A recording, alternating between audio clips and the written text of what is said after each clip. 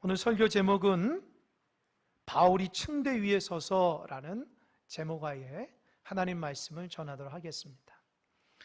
이 광주에 내려와서 보니까 이 지역별로 무슨 축제 같은 것을 계절별로 하더라고요. 그래서 얼마 전에 제가 이 상사화라는 이 꽃이 있어요. 상사화라는 꽃 아십니까?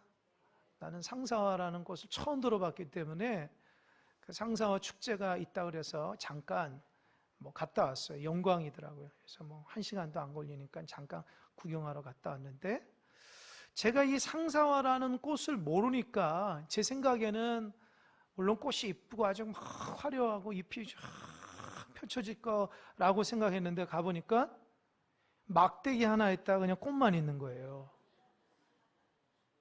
잎이 하나도 없어요.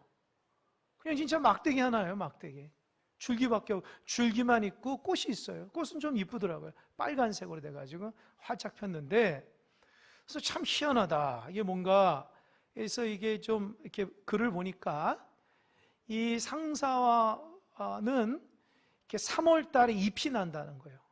3월 달에 잎이 나서 6월 달쯤에 잎이 다 떨어지면 8월 달에 그때서야 꽃이 핀다는 거죠.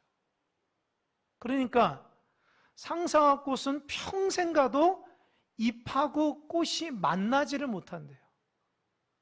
같이 핀 적이 없대요. 그래서 잎은 꽃을 늘 그리워하고, 꽃은 잎을 늘 그리워해서 상사병에 걸린다는 거예요. 그래서 이 상사화에서 상사병이라는 말이 나왔다는 거죠. 그래서 상사병은 뭡니까? 그리운 사랑하는 사람, 또 내가 원하는 돼야 되는데 잘 안 되니까 힘들고 어려운 그런 마음이 생겨서 상사병이라 걸리는 것입니다. 여러분, 상사병 걸려보신 적 있습니까? 그 정도로 사랑했던 사람 있습니까? 어떻습니까? 신앙적으로 보면 그런 비슷한 모습들이 우리 안에서 이루어지기도 합니다. 하나님의 구원과 하나님의 역사와 하나님의 축복을 바랬는데 번번이 그러지 않을 때에 있어서 마음이 힘들고 어려울 때가 있습니다. 그거를 다른 말로 고난이라 합니다. 신앙생활하면서 참 우리의 뜻대로, 우리가 원하는 대로 되면 좋겠지만 그러지 않을 때가 참 많이 있습니다. 아마도 여러분 중에서 여기 예배 드리면서 참 고난 가운데 있는 분들도 있을 것입니다. 고난이 크건 작건 간에 내가 원하는 대로, 내가 바라는 데가 잘 되지 않아서 마음이 아프고 힘들고 또 상한 분도 있을 것입니다. 이렇게 신앙생활은 참 우리의 뜻대로 되면 좋겠지만 그렇지 않을 때가 있습니다. 오늘 본문의 말씀에 있는 사도 바울이라는 인물도 마찬가지입니다. 사도 바울은 다메섹 도상에서 예수님을 만나고 평생 하나님의 영광을 위한 힘찬 복음의 전도자가 되었습니다. 가는 곳마다 사람들에게 복음을 전해서 예수의 사람 만들고 교회를 세웠습니다. 하나님께서 많이 도와주셨습니다. 그러다가 예루살렘이 가뭄 때문에 어려움을 당한다는 소식을 듣고, 동족이 그런 고난이 있다는 소식을 듣고 이 마음이 너무 아파서 이방인 교회를 다니면서 예루살렘을 돕기 위한 구제 헌금을 모집합니다. 그래서 모금을 해요. 그래서 그 헌금을 가지고 예루살렘을 갑니다. 예루살렘을 가면서도 곳곳마다 어려움이 많아요.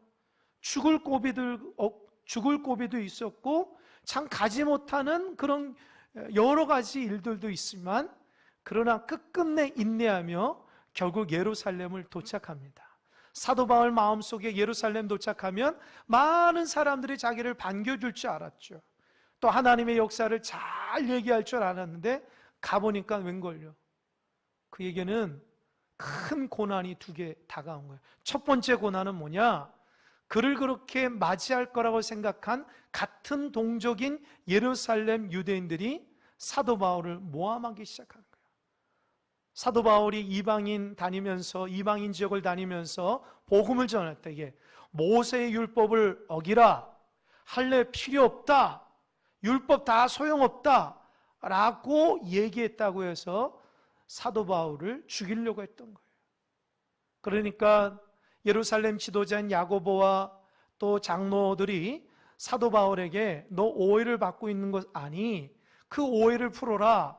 그래서 이 예루살렘에 4명의 사람이 있었는데 하나님 앞에 서원을 결단하고 일주일 동안 결례 예식을 해야 될 준비될 4사람이 있었던 거예요.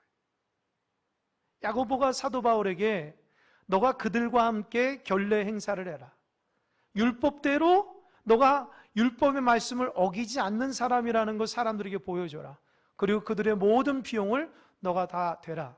사도 바울 입장에서는 다시 하나님 앞에 헌신할 필요가 없지만 오해하고 있고, 그래서 사도 바울 때문에 넘어지면 안 되니까 사도 바울이 일주일 동안 예루살렘 성전에서 결례 행사를 합니다. 일주일이 다 끝나가서 이제 마음속에 이제 사람들에게 다가가서 복음을 전하고 하나님의 역사를 전해야 되겠다 마음속에 먹고 있는데 또 다른 큰 어려움이 다가옵니다. 그게 뭐냐? 에베소에서 온 어떤 사람이 사도 바울을 모함한 거예요. 사도 바울은 유대인을 모함하고 율법을 모함하고 특별히 성전을 모독하고 더럽힌 사람이다. 그게 뭐냐? 사도 바울이 길거리에서 에베소 사람 드로비모 이방인과 함께 지나가는 걸 봤는데, 지금 사도 바울이 여기 성전에 있는 거 보니까 예전에도 드로비모 이방인과 함께 이방인이 가지 말아야 될 성전에 유대인의 뜰에 들어갔을 것이다 라고 하면서 모함하는 거예요. 자기가 본 게 아닙니다. 그럴싸하게 얘기를 하는 거예요. 그러다 보니까 사람들이 그 말을 다 듣고 사도 바울을 죽이려고 했던 거예요. 어떻게 해요? 사도 바울을 성전에 내칩니다. 결례 행사가 끝나지 않은데 사도 바울을 붙잡고 성전 밖에 내동댕이 칩니다. 온 사람이 와서 돌로 치고 발로 밟고 거의 죽어가고 있을 때에 사도 바울의 모든 것이 다 끝나갈 즈음에 하나님께서 누굴 보내냐? 천부장을 보냅니다. 천부장을 보내서 이 천부장이 사도 바울을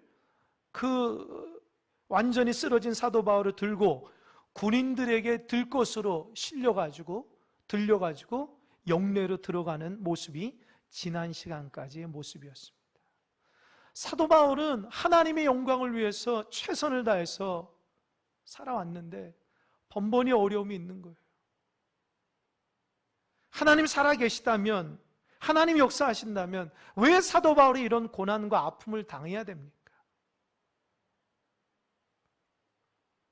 사도 바울 마음속에서도 힘들고 어려웠을 것입니다. 그리고 영내로 들어가면서 거의 다 지쳐서 쓰러져서 죽기 일보 직전인데 오늘 37절 한번 보세요. 사도 바울이 갑자기 깨어서 무슨 말을 하는지 37절 다 같이 한번 읽어보겠습니다. 시작.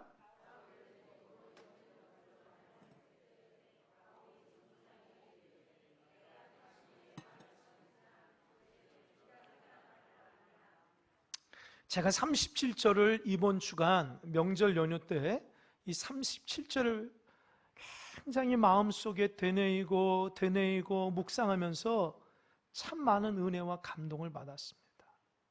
여러분 한번 들어보세요. 바울을 데리고 영내로 들어가려 할 그때에 바울이 천부장에게 이르되 내가 당신에게 말할 수 있느냐? 이르되 내가 헬라 말을 아느냐? 이게 굉장히 평범한 구절인데요, 저에게는 평범하게 다가오지 않습니다. 왜요? 이전 내용이 어때요? 사도 바울이 복음을 전할 때에 오해를 풀기 위해서 결례도 하고, 그래서 자기가 이방인을 데리고 성전에 들어가지도 않았는데 그런 모함을 받고 마음이 너무 힘들고 어렵죠. 성전에서 쫓겨나서 사람들에게 밟히고 돌에 치여서 피가 나고 옷이 다 뜯기고, 그래서 이젠 죽었다 나자빠져서 있는 그 순간에 하나님께서 아직 사도 바울의 사명이 끝나지 않으니까 천부장을 감동시켜서 이 군인들로 이끌어서 영내도 들어갈 때에 아마 다 힘이 빠졌을 거예요. 일어나기 힘들 거예요. 말하기조차 힘들 거예요. 그런데 들어갈 때에 어디서부터 힘이 생겼는지 말을 하는 거예요. 갑자기 일어나는 거예요. 그러면서 하는 말이 천부장에게 내가 한마디 해도 되겠냐? 이 말을 합니다. 이 말은 이제 다음 시간에 이제 얘기할 건데, 사도 바울이 예수님 만난 그 은혜를 경험으로 그들에게 자기를 돌로 쳐 죽이려고 한 그 사람들에게 복음을 전하는 것입니다. 어떻게 사도 바울이 이 순간에 이렇게 할 수 있을까? 나라면 어떻게 할까? 나라면 복음을 전하다가 사람들에게 돌에 부딪혀 죽고 또 밟히고 그런 심한 고난 가운데 이 마음속에서는 하나님 왜 그러십니까? 자기를 공격하는 많은 사람에게 하나님 저 사람들 왜 그럽니까? 아마 깨어나서 말할 수 있다면 나는 성전에 이방인을 데리고 가지 않았습니다. 나를 오해하지 마십시오. 나는 죄가 없습니다. 이렇게 변화하고 더 나아가서 화를 낼 판인데 사도 바울은 그 순간에 일어나서 그들에게 복음을 전하는 거예요. 이 도대체 사도 바울 마음이 어떻길래 이런 행동을 할 수 있을까요? 제가 이 37절의 말씀을 읽고 제가 이해가 안 돼서 하나님께 기도했습니다. 하나님, 사도 바울의 마음이 어떤 마음이었기에 보통 사람이라면 하나님을 원망하고 자기에게 고난을 준 사람들을 저주할 텐데 어떻게 그들에게 복음을 전할 수 있습니까? 기도하는데 어떤 인물이 떠오르냐면 스데반이 떠오른 거예요. 사도행전 7장에 보면 스데반이 복음을 전하다가 돌에 맞아 죽습니다.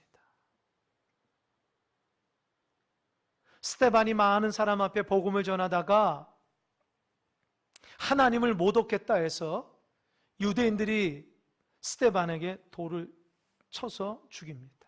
그때에 스데반이 돌을 맞으면서 하늘을 볼 때 하늘의 문이 열리고 하나님이 있는 것을 봤어요. 그리고 7장 마지막 절에 보면 스데반이 무릎을 꿇고 하나님 앞에 기도합니다. 하나님, 저들의 죄를 용서해 달라고, 저들을 불쌍히 여겨 달라고.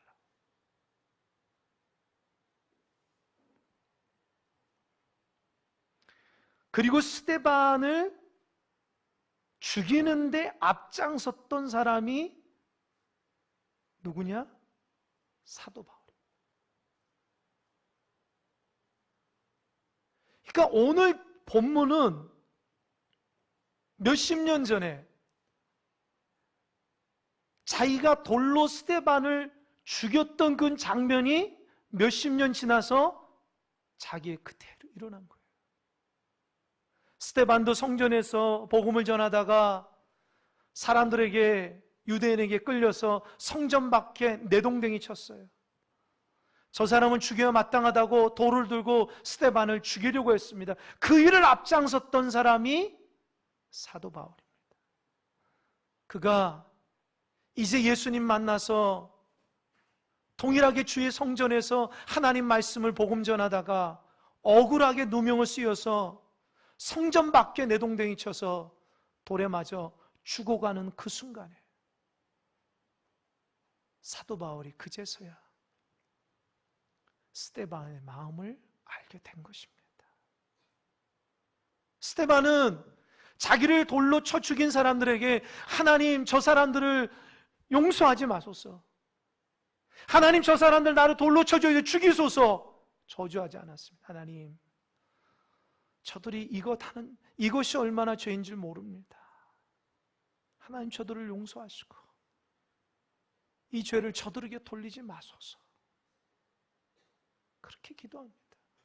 스데반이 그 순간에 저들도 예수님을 만나면 나처럼 돌에 맞아서도 하나님의 영광을 바라볼 수 있는 그런 사람이 될 수 있을 것입니다 라고 하면서 하나님 앞에 간절함으로 기도하면서 돌에 맞아 죽었습니다. 저는 스데반의 말씀을 다시 읽으면서 스데반의 그 마지막 죽어가는 기도가 사도 바울에게 응답됐다는 것을 알게 됐습니다. 할렐루야.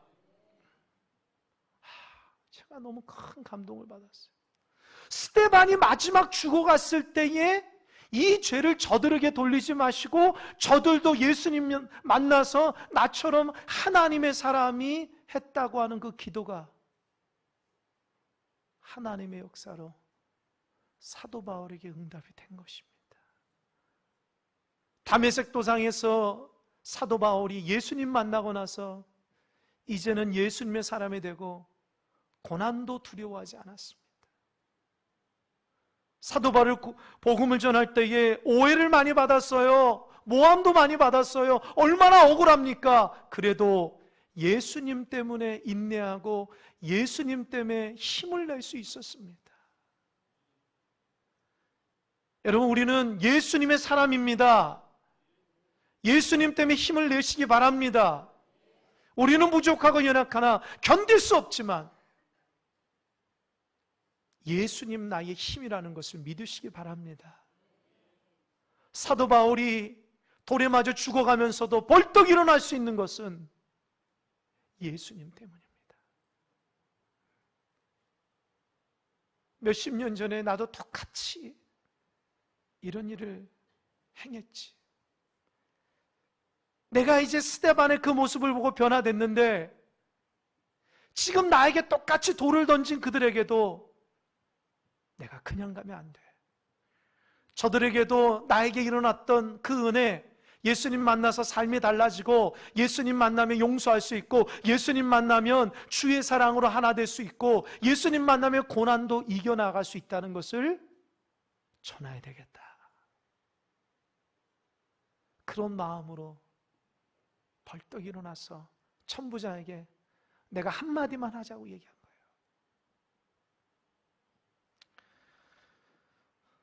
제가 질문 하나 하겠습니다. 예수님은 여러분의 힘이 되십니까? 다시 한번 질문하겠습니다. 예수님이 여러분의 힘이 되십니까? 예수님 때문에 사랑할 수 있고 용서할 수 있습니까? 예수님 때문에 고난도 이겨나갈 수 있습니까? 아직도 아멘을 못하겠어요?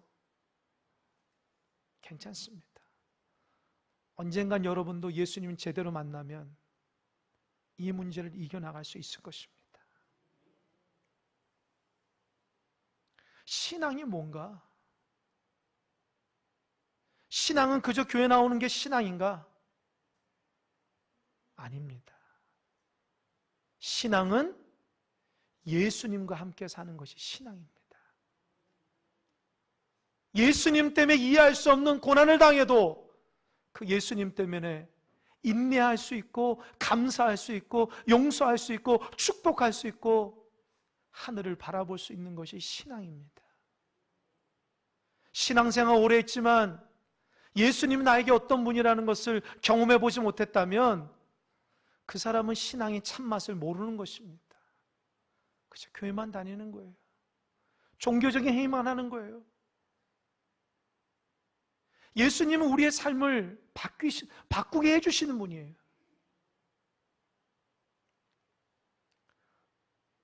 사도 바울이 그 예수님 만남으로 그 고난 가운데 일어서서 그들에게 사랑하는 마음으로 복음을 전하게 된 것입니다.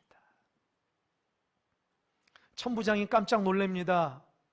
깜짝 놀란 것은 이 사람이 죽은 줄 아는데 살아난 것 때문에 깜짝 놀라고, 두 번째로는 이 사람이 유대말, 아람말만 할 줄 알았는데 로마의 공식 언어인 헬라어까지, 수준 높은 언어까지 한다는 거 깜짝 놀랐어요. 너가 헬라 말을 할 줄 아느냐? 그 말은 너 좀 배운 사람이구나, 이런 말입니다. 그러면서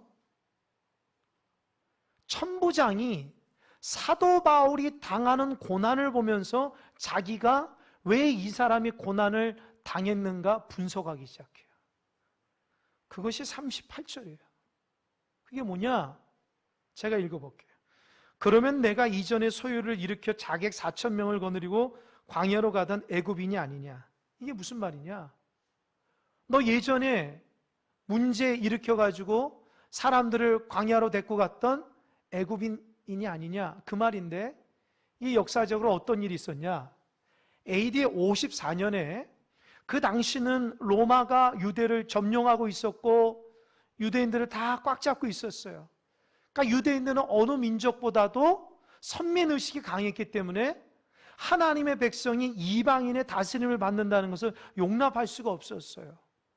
그러나 워낙 로마가 강하기 때문에 순응하고 사는데, 그 유대인 중에 열심당원인 사람들은 가슴에 칼을 품고 다닙니다. 그래서 자객이었어요. 로마인들이 있으면 몰래 칼을 빼서 죽이고 폭동을 일으키는 사람들이 열심당원 자객들이었어요. 그 사람 중에 어떤 사람이 애굽인인데, 물론 애굽인이 유대인이죠. 그 사람이 자칭 메시아라, 자칭 선지자라 하면서 사람들을 현혹한 거예요. 내가 이 유대 민족을 로마로부터 구원해 주겠다. 그래서 사람들을 어디로 모집했냐면 감난산으로 모집해서 그 앞에 있는 예루살렘 성전을 보면서 이제 내가 기도하고 내가 이제 얘기하면 저 예루살렘이 망할 것이다. 그러니 나를 좀 따르라. 우리가 듣기에는 허무맹랑한데 그 당시에는 유대인들이 너무 힘들고 어려우니까 그런 사람에게도 다 사람들이 몰렸어요. 이거를 이 총독 벨릭스라는 사람이 알고 안 되겠다. 그들이 다음 날이면 예루살렘을 공격할 건데 먼저 선제 공격하자 그래서 먼저 전날에 그 감남산에 있는 애굽인들 있는 모든 유대인들을 공격한 거예요. 거기에서 유대인들이 많이 죽고 또 붙잡히고, 그리고 상당 부분 4,000명이 두려우니까 애굽인이, 그 지도자인 애굽인이 광야로 데리고 나간 거예요. 도망한 거예요. 그 소식이 알려지자 유대인들이 분개한 거예요. 속았구나. 우리를 로마로부터 해방시켜준다는 사람이 거짓말치고 사람들 데리고 자기를 위해서 광야로 데리고 났거나 배신감을 드는 거예요. 그러니까 천부장 그 사건을 아는데 사도 바울이란 사람이 와가지고 이유도 모르고 그렇게 고난을 당하는 거예요. 그러다 보니까 천부장 마음에는 유대인들을 속여가지고 광야로 갔던 그 애굽인일 것이다 라고 생각한 거예요. 그러니까 천부장 입장에서는 사도 바울이 이유도 없이 그렇게 고난을 당하니까 예전에 사람들에게 배신하고 예전에 사람들에게 거짓말하고 예전에 사람들에게 사기쳤기 때문에 사도 바울이 당하는 고난은 당연하다고 생각했던 거예요.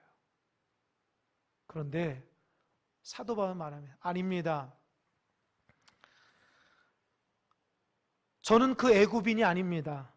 39절 보세요. 바울이 이르되 나는 유대인이라 소읍이 아닌 길리기아 다소시의 시민이니 청컨대 백성에게 말하기를 허락하라. 나는 애굽인이 아니라는 거예요. 사람들을 속였던 그 애굽인 지도자가 아니라는 거예요. 나는 정통 유대인이라는 거예요. 그리고 나의 고향은 조그만 도시가 아니라 길리기아 다소, 큰 성이라는 거예요. 여러분, 길리기아 다소라고 하면 그 당시엔 어떤 것이냐? 교육도시고 부촌이라는 말이에요. 그러니까 천부장 입장에서는 저렇게 좋은 동네에서 태어난 사람이 왜 이렇게 사람들에게 어려움을 당할까? 그렇게 생각한 거예요. 여러분, 사도 바울이 당하는 고난은 천부장이 생각했던 것처럼 사람에게 했기 때문에 당하는 고난이 아니라 예수님 때문에 당한 고난입니다. 여러분, 신앙생활하면서 예수님 때문에 당한 고난 있습니다. 우리가 원튼 원치 않든 신앙생활을 함으로 인해서 예수님 믿는 것 때문에 당하는 고난이 있습니다. 그런데 어떤 성도는 신앙생활하면서 고난이 올 때 이게 하나님의 벌하심이라 생각하고 그 고난을 넘어가지 못할 때가 있어요. 그러나 예수 믿는 자에게는 모두 다 고난이 찾아옵니다. 그 고난을 어떻게 바라보냐에 따라서 우리의 태도가, 신앙의 태도가 달라집니다. 여러분, 남미에 아르헨티나하고 칠레라는 곳이 있습니다. 이 국경을 맞대고 있는데 이 아르헨티나하고 칠레 국경에 무엇이 하나 있냐면 커다란 동상이 하나 있는데 뭐 가보신 분도 아시겠지만 예수님 동상이 아주 크게 있어요. 뭐 영화 같은 장면에 많이 나오죠. 그 산에 큰 동상 이렇게 두 팔 벌려서 이게 예수님 동상인데요. 그 동상이 서 있는 동안 두 나라는 굉장히 전쟁도 없이 아주 좋은 관계를 맺어갔습니다. 그래서 동상을 세운 것이죠. 그러나 어느 날 그 예수님의 동상 때문에 전쟁이 일어날 뻔한 경우가 있었어요. 칠레의 한 기자가 한 사람이 얘기하기를 그 동상을 보면 그 예수님의 동상이 칠레는 등을 쥐고 아르헨티나를 이렇게 감싸듯이 이렇게 있다는 거예요. 옛날에는 그 동상 때문에 좋았는데 어느 사람이 아니 왜 예수의 상이 칠레를 등지고 아르헨티나만 이렇게 감싸고 있을까? 저거 누가 세운 거지? 라고 하면서 이제 불만과 불평을 쏟아내기 시작하는 거예요. 칠레 사람들 마음이 상했습니다. 저 동상을 허물어야 되겠다. 저 동상 왜 그러냐?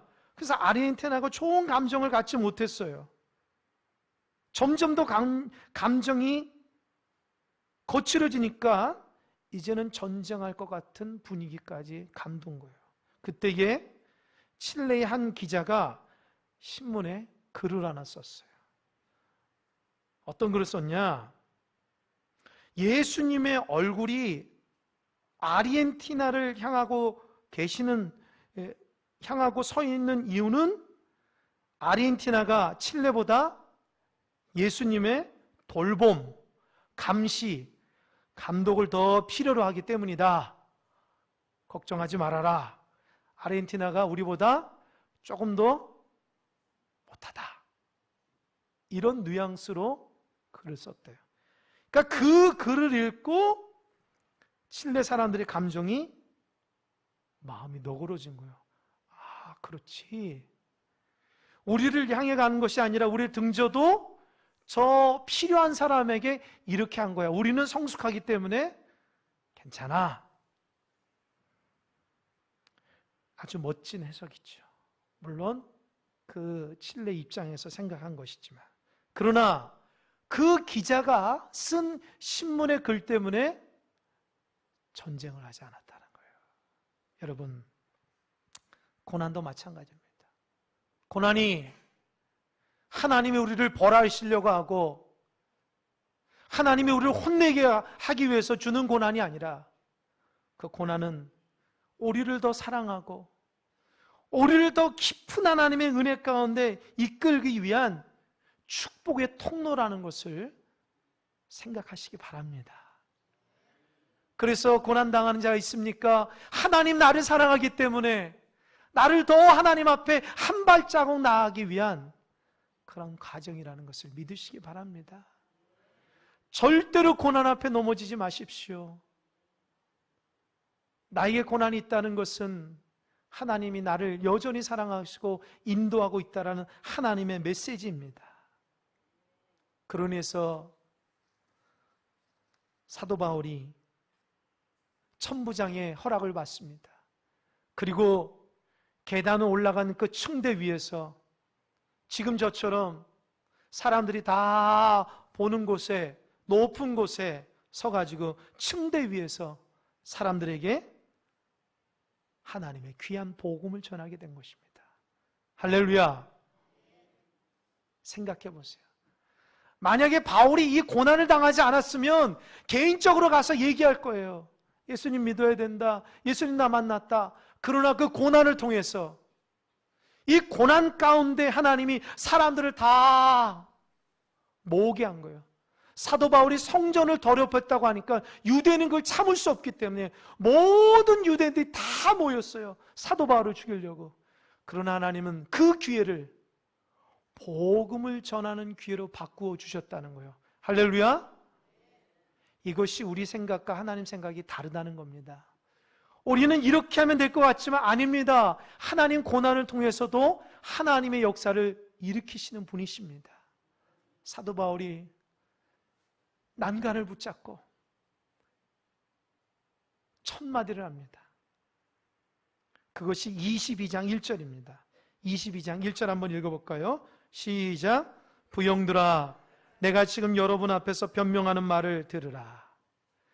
여러분, 여기서 부형들아 라는 말은 사랑하는 형제 자매님이라는 뉘앙스를 갖고 있어요. 사도 바울은 지금 자기 앞에 있는 사람에게 고난을 당했어요. 자기를 돌로 친 사람들을 앞에 대하고 있는 거예요. 자기를 밟은 사람들을 앞에 대하고 있는 거예요. 그럼에도 사도 바울은 사랑하는 형제 자매님 들어보십시오 라고 하며 사랑으로 주의 복음을 전하고 있습니다. 여러분, 사랑은 주님으로부터 나온 것입니다. 우리 안에는 사랑이 없습니다. 주님 때문에 그 사랑이 우리 안에 나올 수 있는 거예요. 사도 바울이 인간적인 마음이었으면 그 층계에서 저주를 쏟아부었겠죠. 난 억울하다. 난 드루비몬을 데리고 성전에 들어가지도 않았다. 그런데 나를 왜 이렇게 하냐? 그러나 사도 바울은 그런 거 보지 않았습니다. 저 사람도 예수님 만나면, 나처럼 예수님 만나면 나보다 더 믿음의 사람 될 것이다. 그런 사랑하는 마음을 가지고 부형들이여 들어보십시오 라고 하면서 복음을 전한 것입니다. 우리 안에 사랑이 넘쳐나길 바랍니다. 우리 교회가 왜 큰 사랑 교회일까요? 큰 사랑은 예수님의 사랑이거든요. 큰 사랑 교회인들이 예수님의 사랑이 없으면 큰 사랑 교인이 아닙니다. 예수님의 사랑이 우리 안에 가득할 때에 나는 큰 사랑 교인으로서 살아가는 겁니다. 주님이 내 안에서 사랑을 주셔야 돼요. 내가 주님의 사랑으로 살아가야 됩니다. 우리가 용납할 수 없는 많은 문제가 있더라도, 오해를 받고 모함을 받더라도 주님의 그 사랑 때문에 용납하고 사랑하며 주님의 사랑 앞에 사랑하는 형제 자매님이라고 말할 수 있는 주님의 사랑이 우리 안에 있길 바랍니다. 교회는 한 가족입니다.